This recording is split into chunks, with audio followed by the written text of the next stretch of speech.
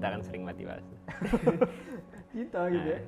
Itu bagi saya udah sekularisasi cinta. Iya. Kita bicara sekularisasi cinta itu bisa intoxicated. Panjang. Maksudnya dengan suasana yang seperti itu, dengan keadaan seperti itu, yang penuh dengan chaotic seperti itu, kita bicara sesuatu yang sifatnya transendental. Saya pikir ini satu bentuk ketidakadilan dan berarti juga satu bentuk ketidakberadaban kita kepada ilmu agama, kepada wahyu. Ya. Jadi orang Islam zaman dulu itu semua hal yang berkaitan wahyu dia akan hormati, dia akan persiapkan. Dari yang sifatnya ruhani sampai yang sifatnya fisikal. Yang sifatnya ya yang cuma sekedar pakaian mereka persiapkan untuk mempelajari wahyu. Nah, sekarang kita tidak begitu well prepared untuk mempelajari wahyu. Seakan-akan wahyu itu urusan biasa gitu kan. Itu padahal hal yang sangat luar biasa. Nah, sebagai alat, pastinya ilmu alat sendiri kan atau liberal arts mempunyai lokus atau tempat di mana alat tersebut dioperasionalkan.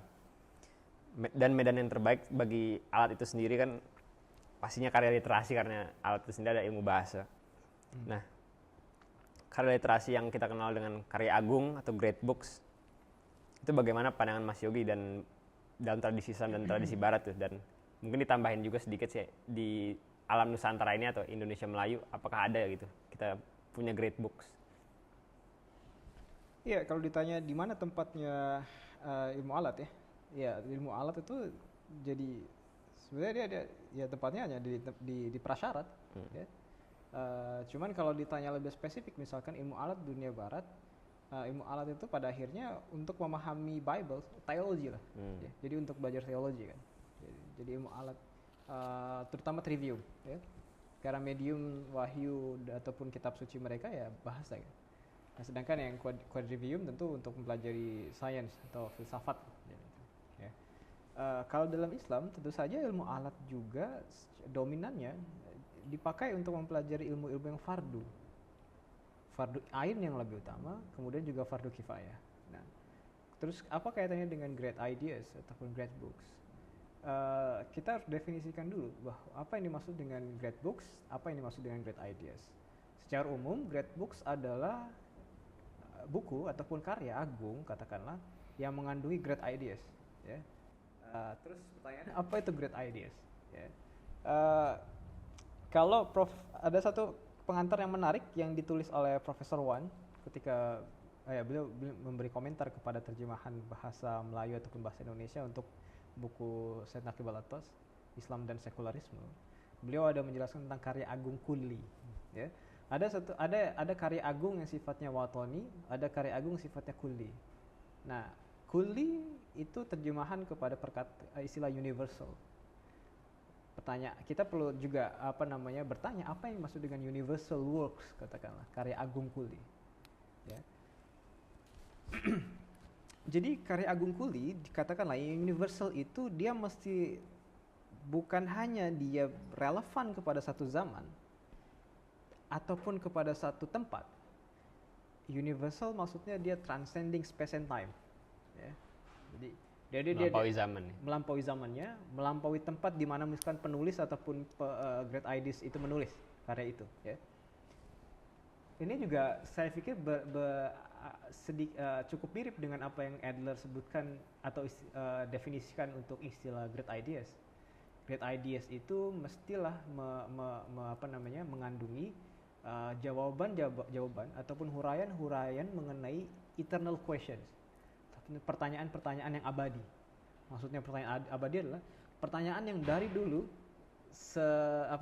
sejauh pengetahuan manusia tercatat, katakanlah di Yunani sampai sekarang, pertanyaan yang sama terus diulang-ulang. Misalnya pertanyaan tentang apa? Tentang Tuhan, tentang manusia, tentang keadilan, ya, tentang etika, tentang virtue, ya. Itu semua dipertanyakan terus gitu. Nah, jadi katakan kalau kita simpulkan gitu ya, kita susun gitu ya, maka great books itu adalah great ideas, dia mengandungi great ideas. Great ideas adalah ide-ide besar yang ditulis dan juga katakanlah dicetuskan oleh great minds yang membicarakan tentang persoalan-persoalan besar, persoalan-persoalan yang sifatnya kulli, yang universal, yang transcending space and time. Ya. Kan walaupun kita canggih dari segi teknologi, canggih dari segi ke infrastruktur sampai sekarang, orang masih punya masalah sama Tuhan. Orang masih punya masalah dengan kediriannya, orang masih punya masalah dengan apa namanya, dengan soal-soal keadilan, soal-soal apa namanya, kebebasan, soal-soal apa namanya, di sains masih bicara tentang determinisme, tentang free will dan sebagainya. Nah, gitu. Nah, kemudian pertanyaannya, great ideas ataupun great books itu bukan hanya eksklusif milik Barat. Meskipun di Barat punya ensiklopedia, Britannica terbitkan, Great Books of the Western World. Tapi great books bukan hanya di Barat. Dengan definisi tadi sebetulnya dia melampaui juga ke West, ke Baratan itu, ya kan? Nah, dunia Islam, cuman orang tanya kok di Islam nggak ada ya dibikin semacam satu set jilid great books of the Western World. Saya pikir itu akan memenuhi ruang-ruang perpustakaan kita. Karena satu ulama saja bisa menulis jilidan buku. satu orang bisa menulis 25 jilid. Bahkan kalau tidak salah, Ibnu Aqil menulis sampai 800 jilid buku. Ya. Itu bayangkan ya. itu satu penulis aja, belum penulis-penulis yang lain. Sedangkan Great Books of the Western World yang hampir 60 kalau tidak salah, 60 jilid itu diisi dengan pemikir-pemikir di Barat tuh. Ya. Ya, tapi dikumpulkan jadi hanya 60 jilid. Kalau di Islam mungkin jauh lebih banyak lagi. Entah ribuan, jutaan jilid bahkan bisa jadi. Di dunia Islam, di Melayu Nusantara ataupun Melayu Indonesia, tentu saja kalau kita pakai definisi great books tadi, dia menghimpun great ideas itu oleh great minds membincangkan tentang eternal question, tentu saja ada. Karena great ideas di sini ada. Ya. Cuman inilah yang jadi apa namanya, satu apa ya, saya pikir ini PR lah buat para sarjana kita ya. Ketika kita menulis sejarah, semestinya dia tidak selalu apa namanya bersifat apa ya, biasanya sejarah itu ditulis berdasarkan kronologi yang bersifat politis kadang-kadang kan. Misalkan rajanya siapa, sultannya siapa, atau penguasanya siapa, jadi berdasarkan kronologi yang sifatnya politik. Nah, kita harus juga menulis penulisan sejarah yang bersifat keilmuan. Katakanlah the history of science ataupun the history of ideas, the great ideas di Melayu Nusantara. Di Malaysia sebetulnya lebih maju selangkah ke depan dibanding Indonesia, karena mereka sudah punya, kalau tidak salah, penerbit Karyawan atau siapa, Yayasan Karyawan, menerbitkan nama satu set itu. Saya lupa ada berapa jilid, namanya Karya Agung Melayu kalau tidak salah, Karya Agung. Nah, itu ada karyanya Raja Ali Haji, ada karyanya ada Tajus Salatin, Bukhari Jauhari, ya. Ada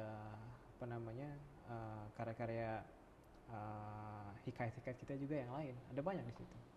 Itu bisa dikatakan satu rekaman memori bangsa kita yang sifatnya intelektual itu direkam dalam satu set itu. Meskipun tentu saja tidak semuanya. Dan saya pikir perlu penggalian lebih lanjut karya-karya kita, dan itu perlu satu usaha kesarjanaan ya. Karena kita harus cek manuskrip, harus mentahqiq, kemudian harus transliterasi, kemudian juga mengkaji dan sebagainya. Masih banyak yang tertimbun soalnya. Banyak sekali khazanah kita. Dan belum lagi manuskrip yang ada di Belanda, di Inggris ya. Di kita pun manuskrip mungkin di Perpustakaan Nasional belum semuanya juga kita kaji. Kalau contoh-contohnya apa Mas, kalau misalkan di Melayu Nusantara ini, maksudnya judul karyanya atau penulisnya siapa gitu yang bisa dikatakan menulis the great books lah gitu? Salah satu ulama besar kita, dan kalau kita sebut ulama, dia bukan cuma ahli fikih ya. Tapi juga dia seorang polymath, dia well versed dalam banyak bidang. Misalkan seorang ulama bernama Syekh Nuruddin Ar-Raniri. Beliau hidup kalau tidak salah di abad ke-17, 18 begitu. Beliau seorang Syekhul Islam di Kesultanan Aceh Darussalam kala itu. Beliau berasal dari Gujarat, tapi sangat fasih dalam berbahasa Melayu. hidup di Kepulauan Aceh dan sempat juga menjelajah ke banyak bumi ataupun tempat-tempat di Melayu Nusantara kala itu, terutama di Semenanjung dan juga di Sumatera. Beliau menulis beberapa karya, banyak karyanya, dan juga dikaji oleh sarjana kita sendiri dan juga sarjana luar negeri.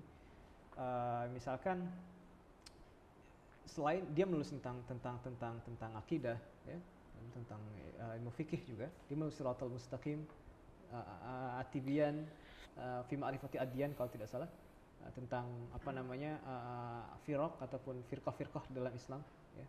Kemudian dia juga menulis tentang tasawuf, Lataiful Asrar, satu perbahasan metafisik yang sangat tinggi, bukan cuma tasawuf dari segi akhlaki tapi juga dari segi metafisikal. Lataiful Asrar yang dikaji oleh guru kami Profesor Zaini Utsman, murid Al-Atas juga, 2 jilid disertasi beliau tentang Raniri, dan alhamdulillah sudah diterbitkan juga oleh UTM Press kerjasama dengan Cassis. Kajian sangat komprehensif lah, dan saya pikir kita perlu juga kajian-kajian ataupun bacalah karya yang semisal. Dan juga sebelum itu juga ada gurunya, ya, Said Muhammad Taqi Bolatos, menulis satu commentary, bukan hanya sekedar menerjemahkan ke bahasa Inggris ataupun mentransliterasi dari Melayu ke Rumi ataupun Latin, tapi juga memberi satu commentary, satu syarahan. Jadi ini satu karya yang satu jenis karya kita yang agak jarang sekarang. Jadi menulis commentary.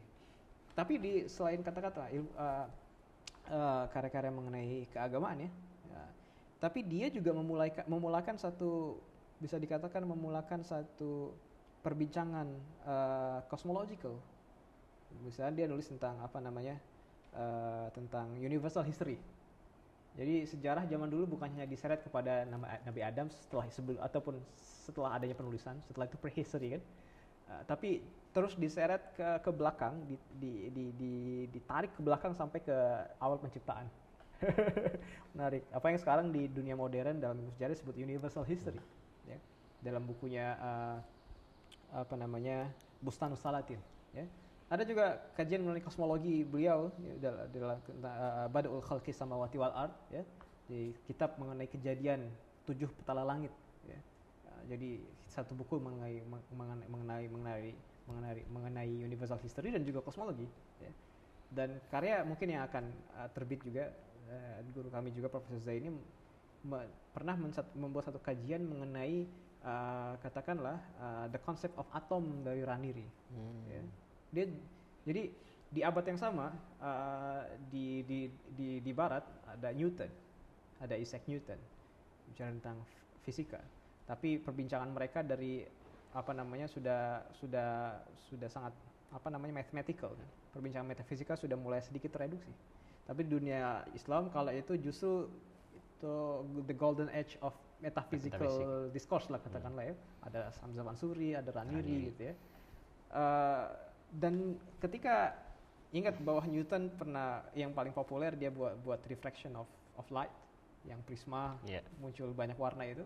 Raniri pada masa yang sama, kajian oleh Profesor Zaini, itu juga bicara tentang bayang-bayang, tentang haluzil dia bilang dalam kitabnya tentang bayangan, tentang shadow, ya. Jadi dia kajian yang metafisikal tapi juga scientific kalau itu. Kalau kita kan banyak yang metaforakan alam sebagai bayangan, ya. Jadi sebagai zilullah, bayang-bayang Allah. Ini cuma cermin kan, ibarat cermin gitu pada Allah. Nah, itu banyak ide-ide besar.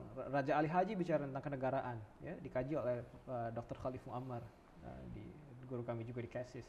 Kemudian kajian mengenai bahasa, ya. Bagaimana sih perkembangan bahasa kita gitu. Bukan hanya dari sekedar kita menuturkan begitu saja, tapi kan ketika diajarkan itu mesti ada apa ya, sistematisasinya. Raja Ali Haji menulis apa namanya tentang ilmu nahu, ya, kitab pengetahuan bahasa, dan juga Busnarul Katibin, ya. Kemudian juga perbincangan yang sangat filosofis, diskursus mengenai apa namanya pertentangan umat Islam, pegangan filosofisnya, worldview-nya dengan kalangan sofis. Itu sudah ada sejak abad 16 di Aceh juga, di Aqaid An-Nasafi, ya, disyarahnya oleh Taftazani. Kemudian Raniri juga membuat syarahan yang sama, komentar yang sama mengenai Taftazani. Itu satu satu matan ataupun kitab akidah yang katakanlah rational theology ya. Gitu. Jadi kita sayang karena ketika kita bicara bangsa apa ya nggak tahu ya, mungkin bisa dikoreksi kalau saya salah. Kan kenapa kita disebut bangsa Indonesia ya, dengan teritori yang sekarang established gitu ya. Disebut bangsa Indonesia kan biasanya salah satunya itu kan karena kita punya pengalaman yang sama, pengalaman sejarah yang sama. Tapi masalahnya pengalaman sejarah yang sama ini kalau kita runut itu sebenarnya kepada pengalaman yang sama dalam hal kolonialisme. Jadi kita tuh punya pengalaman keterjajahan sebetulnya. Nah, bagaimana kita bisa mengangkat ataupun membangun identitas kebangsaan kita yang baru merdeka 70 tahun ke belakang? Itu di atas pengalaman sejarah yang luka gitu. Bukan yang glory-nya itu bukan di situ gitu ya. Oke lah kita menang segala macam, tapi jangan dari pengalaman keterjajahan, tapi pengalaman kegemilangan yang sama. Ya, Kesultanan Aceh gemilang dari sains, penelitian, pendidikan. Ya. Pasti juga ada instrumen-instrumen yang sifatnya academic apparatus, intellectual apparatus, scientific apparatus itu pasti ada. Kayak Kesultanan Demak dan Kesultanan Pajang dan lain-lain. Ya, mereka bisa membangun bangunan itu bukan sesuatu hal yang sifatnya mistik mistik aja, mereka tiba-tiba ada, ataupun hanya sekedar ya bikin-bikin gitu aja tanpa ada kalkulasi, itu mustahil. Mereka bisa ngebangun kebudayaan, peradaban, sosial, ngebentuk struktur sosial, buat masyarakat. Berpuisi juga begitu. Ya. Jadi saya mau bilang bahwa semua ini yang kita sebut sebagai segi-segi peradaban, dia harus dibangun di atas ilmu, bukan di atas ingkar ilmu, bukan di atas relativisme, bukan di atas sofisme. Itu semua bangunan yang fondasi yang rapuh. Nah, jadi masalah sekarang yang sebetulnya dulu sangat-sangat intim hubungannya dengan ilmu itu justru keluar dari konstelasi ilmu. Jadi di luar udah gravity-nya itu udah nggak tersedot dengan gravity-nya ilmu. Kayak misalkan apakah toko buku, penerbit, bahkan pendidikan sekarang itu masih lagi mengorbit kepada konstelasi ilmu atau tidak? Atau jangan-jangan sudah mengorbit kepada konstelasi industri, korporasi atau apa gitu kan? Kita harus bicara lagi nih. Kalau misalkan pendidikan saja, yang sebetulnya disitulah kita bicara ilmu lebih sistematis, lebih tertata, lebih tertib, berjenjang, sudah tidak lagi mengorbit kepada matahari ilmu. Terus kita harus berharap pada siapa lagi? Gitu. Nah saya pikir itu ya tentang great ideas, great books, dan kita harus punya banyak, ya harusnya kita betul-betul mempersiapkan diri untuk pelajari itu great ideas, karena dia selalu relevan kan. Kalau misalkan hari ini saya ketemu Aristotle, misalkan dia bangkit dari kubur gitu kan. Terus saya punya masalah dengan handphone saya bilang saya nggak bisa bicara sama dia how to fix my handphone, dia nggak bisa jelaskan. Tapi bagaimana diajarkan virtues, dia pasti akan kita bisa saling berdiskusi. Ngomongin akhlak, kita sabar dalam pemakaian etik, misalkan. Bisa. Apakah dengan handphone seperti ini saya bisa jadi good citizen atau enggak? Atau kalau misalkan ketemu sama ulama Islam, apakah dengan handphone yang bagus ataupun yang rusak, saya masih bisa jadi good man atau good servant atau enggak? Gitu kan? Dengan Al-Ghazali tentang kebahagiaan. Tentang kebahagiaan, bisa enggak? Kita bisa achieve experience of happiness dengan teknologi kita. Kita pasti bisa berdiskusi dengan mereka. Sedangkan sekarang saya mikir ya, semakin advance kita dalam teknologi, kadang-kadang kita semakin lebih cepat, lebih primitif. Ya, misalkan kayaknya dulu saya baru belajar tentang Excel. Sekarang udah macam-macam tentang hal yang serupa kan. Udah ketinggalan zaman lah. Kayaknya dulu kita belajar komputer itu yang paling advance dibanding orang yang mungkin nggak pernah terekspos dengan komputer gitu kan. Tapi sekarang kemampuan kita yang cuman yang selevel zaman dulu itu udah ketinggalan zaman. Jadi kita nggak bisa catch up, nggak bisa come to terms dengan yang zaman sekarang tuh. Jadi justru bukannya makin modern, kita makin primitif. Karena dia kan nggak universal, teknologi itu semua yang sifatnya tangible dalam kebudayaan kita nggak universal, berubah. Nah kita harus mencari apa aspek yang paling intelligible dan itu penting dalam kebudayaan kita. Ilmu gitu. Dan ilmu itu cuma bisa disemai secara sistematik dalam pendidikan, bukan di medium-medium yang lain. Penting. Gitu. Kita berkaca dulu ke belakang Mas Yogi, mungkin lebih personal sekarang. Mungkin pengalaman Mas Yogi sendiri dalam dunia pendidikan gimana sih? Dalam Mas Yogi dulu proses menuntut ilmu bagaimana, dan kenapa sih Mas Yogi sendiri sekarang jadi tertarik untuk bergelut dalam dunia pendidikan gitu? Kan sekarang juga Mas Yogi sebagai pendiri toko buku Bukata juga banyak mengadakan kelas-kelas seperti How to Read a Book, atau bisa dibilang saya rangkum kelas ilmu alat lah dalam sederhananya lah gitu. Bagaimana gitu tanggapan Mas Yogi, dan mungkin bisa cerita lagi gitu dulunya gimana Mas Yogi dalam proses ini gitu, bisa sampai ke sini gitu Mas, tertarik hal-hal kayak gini. Saya masih seumur jagung banget sih, masih tunas ya, baru tumbuh ya dalam pendidikan ya. Tapi mungkin pengalaman dari segi pergerakan di mahasiswa dulu di kampus itu adalah sedikit banyak ya, jadi sempatlah mencicipi gitu. Tapi sebenarnya turning point-nya adalah ketika saya bertemu dengan beberapa pemikir Muslim kontemporer ya.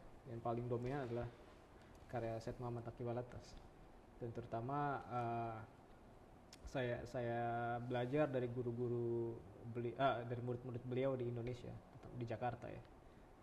Dan alhamdulillah pertemuan saya dengan mereka pun membawa saya untuk bertemu Profesor Wan ya. Waktu itu sebagai founder director CASIS UTM ya.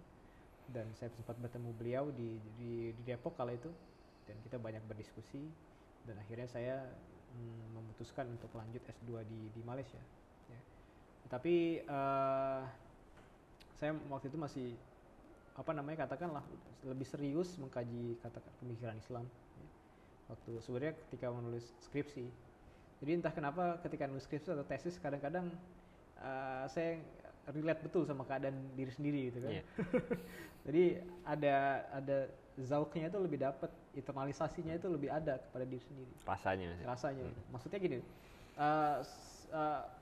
sekarang kan banyak ya, mungkin gini karena persoalan filosofi juga, ada semacam alienasi keberjarakan antara subjek dengan objek yang diteliti, sehingga tidak ada hubungan yang intim secara epistemik dan juga spiritual antara objek yang dikaji dengan si pengkaji ya.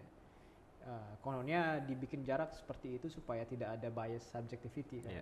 Tapi justru itu yang bikin jarak yang begitu luas, kita jadi semakin jauh dengan karya kita sendiri. Waktu itu saya menulis tentang kosmologi Hamzah Fansuri, S1 di Sastra Arab UI ya, kosmologi Hamzah Fansuri, dan tentunya saya banyak membaca 3 karya beliau ya waktu itu, dan saya tidak perlu lagi susah mensyarah ya, karya Hamzah Fansuri karena sudah disyarah oleh Syed Taqi Alatas ya, dalam Mysticism of Hamzah Fansuri. Waktu itu saya hanya mencoba mengambil saripati yang lebih spesifik dari sarahan beliau, terutama dalam kaitannya dengan kosmologi ya. Terus saya ke CASIS dan saya memperdalam tentang estetika, tentang filsafat keindahan yang juga merujuk kepada pemikiran Alatas. Tapi kala itu semakin banyak baca, kita kan bertanya ya, bagaimana cara kita menyebarkan ataupun mengajarkan ide-ide besar ini, terutama dari khazanah kita sendiri, kepada khalayak yang lebih ramai. Apakah kita hanya dengan bikin 1-2 kali seminar gitu kan, atau diskusi, atau hanya sekedar ngegelar lapak di pinggir jalan terus kita bicara tentang buku yang kita sedang baca gitu ya, atau seperti apa, atau hanya sekedar bikin artikel-artikel, mungkin ada nada satir segala macam di internet, atau hanya sekedar bikin caption, atau seperti apa. Nah akhirnya saya berpikir bahwa saya membaca ulang karya Prof. Alatas, The Concept of Education, sepertinya tidak ada, kan beliau punya ide tentang Islamization of Contemporary Knowledge ya. Itu ide besar itu kita tidak bisa terapkan di dalam medium lain kecuali medium pendidikan ya. Medium pendidikan, bukan dengan aktivisme, bukan dengan cara-cara politik segala macam, sosial, budaya, tentu saja itu semua bisa, Itu demo aja Mas. Atau demo aja gitu ya. Tapi yang paling ideal itu adalah pendidikan. Iya. Pendidikan itu. Nah, maka kemudian ketika saya pulang ke Indonesia tahun 2020 ya, awal-awal pandemik waktu itu, saya coba menginisiasi satu toko buku yang sebetulnya sebelum itu kita sudah buat banyak lah inisiatif pendidikan yang kita buat dengan kawan-kawan kami di Lampung ya. Tapi berdasarkan observasi selama 3 tahun, evaluasi segala macam, akhirnya saya memutuskan untuk membuat toko buku. Toko buku bukan hanya sekedar toko buku, karena yang paling penting adalah ilmunya, diskursusnya sebetulnya, program pendidikannya. Gitu. Karena dulu waktu kami tempatnya sudah ada, bukunya bahkan belum sampai dari Malaysia kali itu. Banyak buku-buku yang kami jual datangnya dari Malaysia, tapi tempat sudah ada, sudah ready, orang-orangnya sudah ada. Ya kita mulai dulu dari program literasinya. Dan bukan sekedar program literasi, tapi sebenarnya program-program pendidikannya. Kita pelajari lagi yang kita sebut sebagai universal knowledge. Sebetulnya fardu ain. Karena setiap muslim harus mempelajari itu tentang, bahkan kalau kita bisa bilang semua manusia harusnya mempelajari itu kan. Pelajari akidah Islam, pelajari fikih. Nah, cuman waktu itu kita mulai dari buku The Concept of Education. Karena kita ingin gerakan literasi ini tidak keluar dari kerangka ataupun framework pendidikan. Dia harus juga mengambil tanggung jawab mendidik masyarakat. Dia juga harus mengisi apa yang masih kosong dari pendidikan sekarang, gapnya apa gitu kan. Nah, akhirnya kita coba menginisiasi kelas-kelas yang sifatnya art of learning, kaidah belajar gitu. Ya. Karena ternyata masih banyak orang yang bertanya-tanya bagaimana secara efektif membaca buku, menelaah, bagaimana berdiskusi, membuat percakapan, bagaimana membuat satu diskursus yang lebih ilmiah, lebih intelektual, gitu. Bagaimana berpikir gitu. Kita bicara itu, dan orang merasa bahwa ketika di Lubuk Kata ngerasa bahwa ini lebih dari kampus, dan dia sudah mulai sedikit demi sedikit bisa menghubungkan antara satu pengetahuan dengan pengetahuan yang lain. Jadi ada anak-anak ekonomi sekarang sudah mulai senang bicara tentang psikologi misalnya. Ada anak-anak bahasa yang sudah mulai senang bicara tentang falsafah dan sebagainya. Nah, kita kan sebetulnya yang saya sebut tadi ada epistemic bridging di situ. Jadi ada satu jembatan epistemik yang hidup untuk merangkai semua pengetahuan yang ada. Inilah yang kita sebut sebagai unifying principle, yang sebetulnya universal knowledge tadi. Yeah. Kita bisa menempatkan semua ilmu itu pada tempatnya. Maka saya pikir kalau sudah ada universal aspek dalam satu inisiatif pendidikan, itu pun sebenarnya sudah bisa kita katakan sebagai university. Yang non-institusional. Iya. Ya, kayak tadi yang Imam Malik sendiri kan walaupun nggak ada universitas yang formal ya, tapi semua orang-orang di situ udah memadai untuk mengajarkan. Karena Al-Jami kuliah itu central figurnya adalah para ulama, scholar, dan scholar itu pada level tertentu mereka adalah insan al-kulli. Mereka adalah manusia-manusia yang universal man gitu. Jadi terus kita coba simbiosiskan antara toko buku dan juga program pendidikan ya.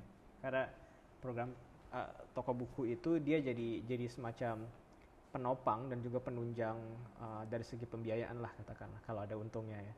Alhamdulillah kita bisa tunjang itu sedikit demi sedikit dengan apa yang kami mampu. Kemudian mereka juga mensuplai bahan-bahan bacaan. Nanti pada akhirnya katakanlah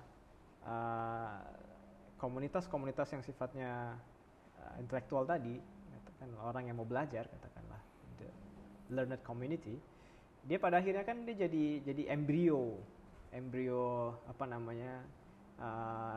para cendekia di masa hadapan.